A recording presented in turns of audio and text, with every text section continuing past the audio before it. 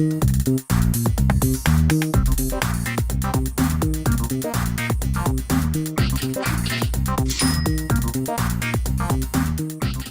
créer sa boutique en ligne? Pour le savoir, rencontre avec un des champions de la vente de biens culturels sur le net. Puis, leçon 10 pratiques avec notre expert. Et enfin, dans e-mode d'emploi, peut-on tout vendre sur la toile? Pour devenir e-vendeur, c'est ici qu'il faut cliquer. Derrière ce rideau se cache Pierre-Alain Bally, un ancien cadre bancaire devenu un des plus gros vendeurs de biens culturels sur les places de marché en ligne françaises. Présentation. Bonjour, bienvenue chez PABCD, vendeur sur internet depuis 6 ans. Suivez-moi, je vais vous présenter un petit peu l'équipe, les entrepôts et notre façon de travailler. Des locaux de 1000 m², l'embauche de nouveaux salariés, la création d'un nouveau site de vente en ligne.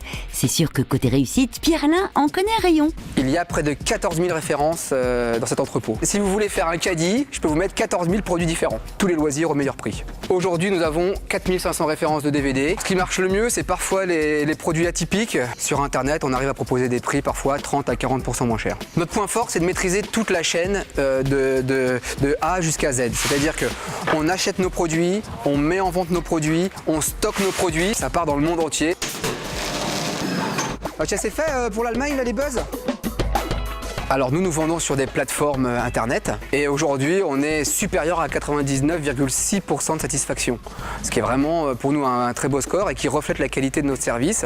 Et c'est vraiment notre première récompense, c'est la satisfaction de nos clients. Voilà, donc les choses qui marchent très bien chez nous, par exemple, on a des jeux de société qui sont très à la mode sur des labels très connus qui tournent très fort. On propose aussi des jeux vidéo. Donc jeux vidéo tout le monde connaît, donc c'est facile. Je peux vous en prendre un au hasard par exemple. Internet, la VPC, c'est un service. Ça évite aux gens d'aller faire des kilomètres pour trouver un produit parfois difficile à trouver. Puis tout le monde n'habite pas en région parisienne ou en zone urbaine. Parfois, il y en a qui sont au fin fond de la campagne, bien heureux d'être tranquilles, mais ils ont envie aussi, ils ont besoin de certains produits. Grâce à la VPC, ils peuvent les avoir et souvent pour le même prix ou un prix assez similaire à la distribution classique. Alors ce qu'on vend jamais, ce qu'on ne veut pas vendre pour l'instant, c'est des univers qui sont interdits aux moins de 18 ans. Pour une question d'image, c'est comme on vend des produits grand public et qu'on est sur des sites où tous nos produits apparaissent, on ne veut pas mettre à côté de DVD, de jeux vidéo, des produits interdits aux moins de 18 ans. L'aventure elle est partie comme beaucoup de personnes, c'est-à-dire au début j'étais tout seul, je faisais les paquets dans ma cuisine, je travaillais à la banque en même temps et je me suis dit bon, je peux pas continuer à faire les deux, soit j'arrête une fois pour toutes, soit je crée une entreprise. Et donc j'ai créé une entreprise, au départ il n'y avait que moi, j'ai été rejoint par ma sœur et ma femme et petit à petit on a pris des bureaux de 60 m², on a déménagé dans 200 m². Et enfin dans ces locaux qui font à peu près 1000 m².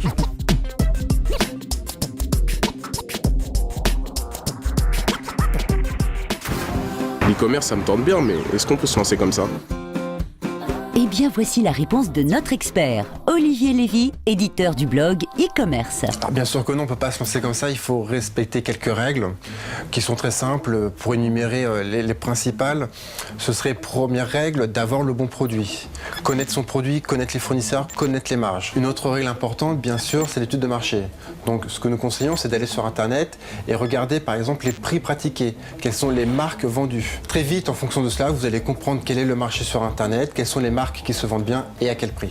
Une erreur aussi à ne pas commettre quand on se lance dans l'e-commerce, c'est développer sa boutique en ligne en partant d'une feuille blanche. Non, il existe de très bons logiciels e-commerce qui existent déjà sur le marché, autant s'en servir. Un point essentiel aussi, c'est le budget de communication, car comme pour votre boutique physique, vous aurez besoin de faire de la communication. Sur votre boutique physique, vous utilisez les prospectus pour communiquer. Sur votre boutique en ligne, ce sera par exemple des newsletters ou l'achat de bannières sur Internet. Donc il ne faut pas oublier de prévoir un budget environ de 5 à 8% de votre chiffre d'affaires uniquement pour la publicité sur Internet. Vous avez compris qu'on ne peut pas se lancer comme ça sur Internet, qu'il y a des règles à suivre, mais allez-y, il y a tous les ans des centaines et des milliers de e-commerçants qui réussissent sur Internet, donc foncez, n'hésitez pas. Ça y est, vous êtes prêt à devenir vendeur professionnel? Alors voici encore quelques petits conseils. Sachez par exemple que l'on ne peut pas tout vendre sur le net. sont totalement interdits à la vente. Les objets illégaux ou encourageant une activité illégale, les objets à connotation raciste ou discriminatoire, les annonces ne mettant en vente ni objets ni services, les services de nature sexuelle, les annonces qui proposent des médicaments.